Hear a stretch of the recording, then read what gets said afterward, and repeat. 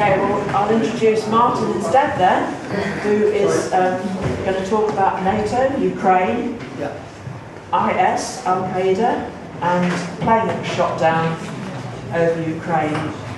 I'm sure Martin's going to be very stimulating. Martin Summers.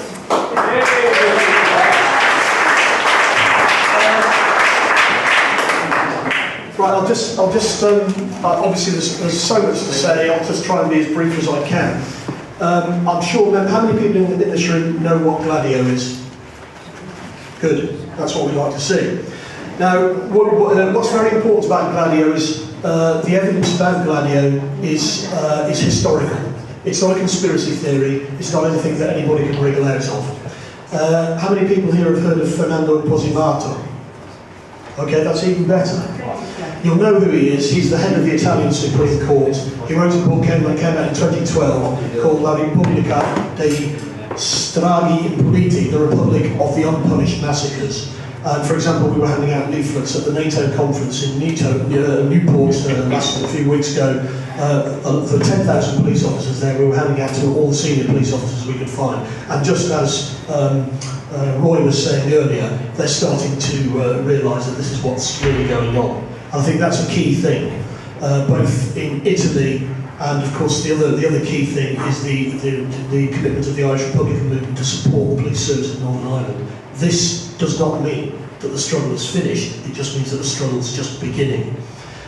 So we've got the background there. So let's just, the point about Gladio, if people go to Sybil Edmonds' website, Boiling Frogs, she talks about Gladio's continued existence. So I won't bore you with the detail of what Gladio did in the past, you all know about that, and Bologna, Bologna, what have you. But the linkages with the far-right groups in Ukraine are going back to the 1940s. So Pravi Sector and Svoboda, who've been basically carrying out these massacres in the East Ukraine. They carried out the massacre in Odessa in the trade union hall. I saw RT earlier this afternoon because there's actually rioting going on in Maidan Square this afternoon by Pravi Sector and Svoboda because they wanted to, basically they're kicking off because the government have just passed a law against the Yanukovych's people to sequestrate them, and also that they don't like the ceasefire that Putin and Poroshenko agreed last week in Minsk. Now the linkages with these groups goes back a long way. So even in the 1940s, NATO's Gladio networks were working with far-right groups in Ukraine and also in Lithuania to carry out, essentially insurgent actions against the Soviet Union. So in other words, the far-right in Ukraine, as I was saying on RT earlier, if you come back to the beginning of the crisis in February, the government was changed. What happened was, I think it was probably the Russian Secret Service had got a hold of the phone call where Victoria Nuland was speaking with somebody. She was the US representative, and she was saying, fuck the EU, basically. We don't want to do a deal with that. Ambassador to Ukraine. Yes, she's US ambassador to Ukraine. But anyway, the point is that what she was saying, that was already out there. And there was a meeting on the morning between the EU representatives, the then current government, the Yanukovych government, and leaders of the opposition. Basically did a deal in fact to reduce the powers of the presidency. Well, I don't know what happened to that. Poroshenko has now got rid of the Rada, although the Rada still seems to be there. It's all getting very, very, very convoluted. But the point is that the shootings of the protesters, and the protesters were liberal-minded, pro-European protesters. These people are not necessarily the enemy, they are just being deluded and manipulated. But 80 plus of them were shot through the head by snipers, operating from I think it was the Opera and the Hotel Ukrainia. And at the same time, the snipers also shot a score of police officers. So we've seen similar kind of things happening both in Venezuela and in the beginnings of the protests in Syria, where people are protesting in a perfectly legitimate fashion for whatever politics they want. Then suddenly they are shot, and police officers are also shot. And if you think about it, this is very easy to provoke things in that kind of circumstance. So the protesters think they're being shot by the police think they're being shot by the protesters. Now the other very important telephone intercept which the Russians put out was the one in which Umas Piats, the Estonian foreign minister was speaking to Catherine Ashton, who was the British head of the foreign service, or the foreign section of the EU. And in that, he said that he had been speaking to doctors and nurses in the hospitals after the shootings, and they were all clear that the shootings were a very professional job. Everybody had been shot through the head by the same caliber weaponry. And he was saying that the doctors and nurses were saying that this was definitely a professional job. The shooting had all come from the Hotel Ukraine and the Opera, which were under the control of Pravi Sector. So in other words, the right-wing paramilitaries shot the liberal protesters and the police as a way of forcing the issue so that they could then carry out a coup d'etat against the elected government, which they then did. Now we've seen, as I was saying earlier, we've seen very similar tactics adopted in both Venezuela and in Syria. Now one of the things about these NATO Gladio networks is that they do the same things again and again. They have a standard operating procedure. And more people are beginning to notice and spot these things. Now, we mentioned the shooting down of the MH17 plane earlier, all the evidence piling up. The Russian General Staff gave a press conference. BBC Russia went to the area and interviewed locals who all said, we saw the plane shot down by these planes that were from the Kievan Air Force. I think we're reaching a turning point now where I've always felt, I've been campaigning on 9/11 since virtually 9/11 itself. So I think we're reaching a turning point in that international politics is now kicking in. In May, Putin was hinting that he was going to say a lot more about 9/11 than he said so far. Now you'll understand why the Russians don't really want to go down that road. They have got a gangster-style system just as we have, and they want to do a deal with these people, basically behind the scenes. And in many ways that's quite a sensible attitude, because the best way to solve this is to get it solved behind the scenes and let everybody keep the peace. But of course, as part of World War III, which seems to be kicking off around us, one of the first things that the Russian General Staff are going to do is really go to town on 9/11. And of course, the other person who's been talking a lot about 9/11 was General Leonid Ivashov, who was in command of the Russian armed forces on 9/11 itself. If you look him up on the internet, you will see he's now the retired head of the Russian armed forces, and in a very calm way, he's just been saying all along, this was an inside job. We know it's an inside job. Now, of course, as a retired general, he can say that without the official Russian position changing. Putin's official position was, well, people who say these things are just silly. But of course, he's saying that because he's got to say that. He doesn't really want to go down the road of accusing them directly. Because of course, there's a counter-accusation that could be made, which is that Putin and Berezovsky bombed Moscow and Ryazan in September 1999. And this is all in Litvinenko's book, Blowing Up Russia, which he wrote with Yuri Feltinsky. And Litvinenko was the guy who died of polonium poisoning. Whoever poisoned him, I don't know, that's speculation. The point is that in a way, and I said this at Birmingham Central Mosque a few years ago, in a way, they've both got dirt on each other. Berezovsky died this year, if you remember. He supposedly committed suicide in his bathroom somewhere in Surrey, but in actual fact, the coroner has refused to sign that off as suicide. So it's quite that. I mean, basically, he was killed by somebody. I suspect Berezovsky has been killed by Western intelligence agents, not by the Russians. Because what Berezovsky was doing, he's on the record as saying, why don't we accuse Putin of bombing Moscow? We know he did, because I helped him do it. Why don't we accuse him of that? Why don't we accuse him of that? But the problem with that is that the counterstroke from the Russian General Staff is, we know you did 9/11 and we can prove it. I'm virtually certain that the Russian General Staff can prove that they did 9/11 if they wanted to. Whether anybody will listen to them is another matter, because the Russian military have been doing a very, very good job of calmly trying to point out to people all the things that have gone wrong in this crisis in the Ukraine. But the Western media, in general, has behaved with abominable warmongering intent from the get-go. But nevertheless, those old tricks don't work the way they used to. Not least because of the previous existence of Gladio and people like Imposimato who have just written books, historical books, based upon decades of investigation by the Italian police force, it has to be said, pointing the finger clearly at NATO as a terrorist infrastructure. And that's not me saying that, that's the Italian police force. And I think this is where we need to go. We need to talk to military, police officers, and other people at that kind of level who understand the implications of what we're talking about.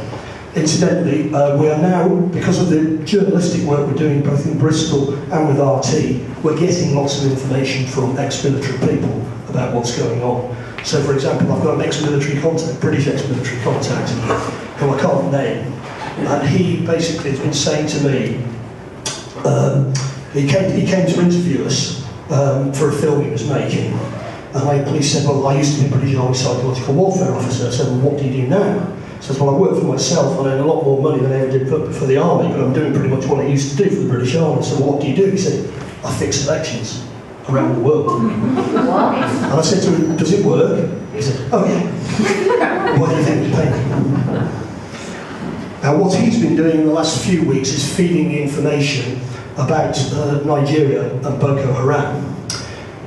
What he claims is that Boko Haram are being funded by Al-Qaeda, and various politicians in Nigeria, Muslim politicians, are implicated in what's going on, which I was happy to use on my radio show, but I was also pointing out that in actual fact Al-Qaeda, as we all know, has intimate links with Western intelligence services, so we can just, that may or may not be true, but in any case Western intelligence services have got their fingers in. Anyway, the latest information he gave me last week, which I again used on Friday, was that there was a meeting in Saudi Arabia between the heads of Boko Haram, the ISIS state people, and Al-Qaeda, chaired by the Saudis. And I said, well, it's very hard to evidence that sort of stuff. Where's it coming from? Now, I think where he's getting it from is British intelligence services. Now, I'm not saying it's true, I'm just saying that's what they are saying. Now, it may be no such meeting occurred, but at the same time, as the Saudis were supposedly chairing this meeting, they were also meeting with John Kerry, talking about how they were going to set up a front to fight ISIS in Syria. Now, in actual fact, the so-called moderate rebels and ISIS, there isn't really much difference between them. Now, I've covered a lot of ground there in lots of different ways. I'm just trying to be more topical than other speakers today, because obviously we can go back historically. But I think we need to go back before 9/11 to Gladio, because lots of people, it's all there on the internet, people just got to go and look it up, and there's nothing to dispute about it. Whereas what's happening now is inevitably going to be more freeform. We can't be sure what's actually going on. But I think we're reaching a turning point now where major intelligence services around the world are going to go to war over this, and we are going to be part of that shindig, if you like. People like myself on Russia Today, for example, it's better to have me saying it in some ways than General Ivashov saying it. And I think that is our next, and reinvestigate 9/11. And just to finish on this, it's not an entirely democratic setup, and the reason is that we want to control the message very tightly, because we want to be players in these big games. We're not just here to have a kind of a hobby club. I think I'll leave it there.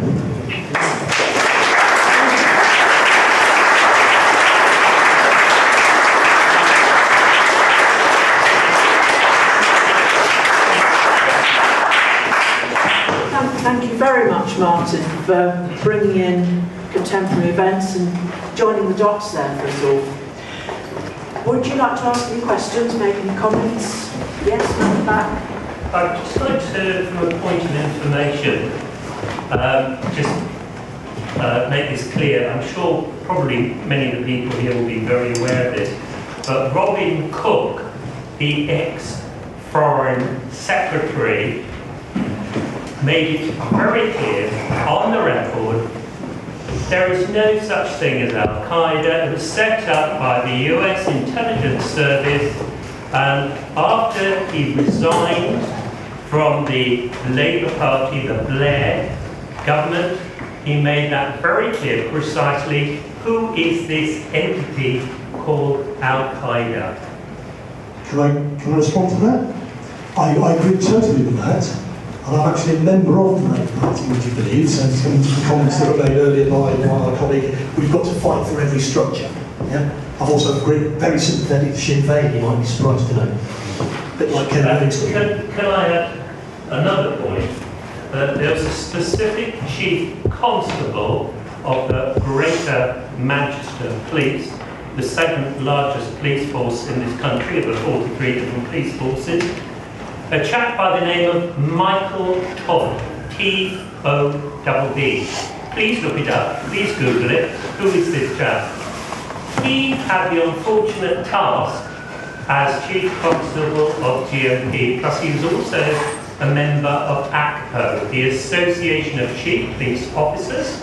His unfortunate duty was to investigate the aspect of extraordinary rendition. The euphemism, which in law we know very well, is a criminal act. Kidnapping, abduction.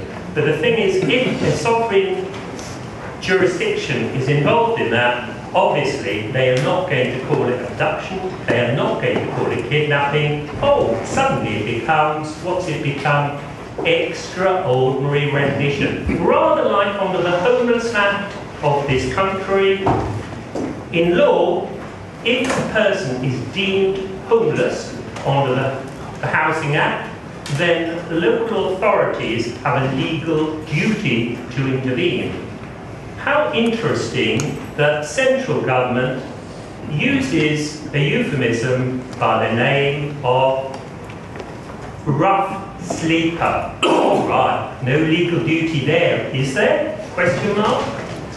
Okay, well, I mean, we can widen this out now, but of course the other thing I'd stress to people is Robin Cook didn't necessarily die a natural death. And on his dead up and down. Indeed he was.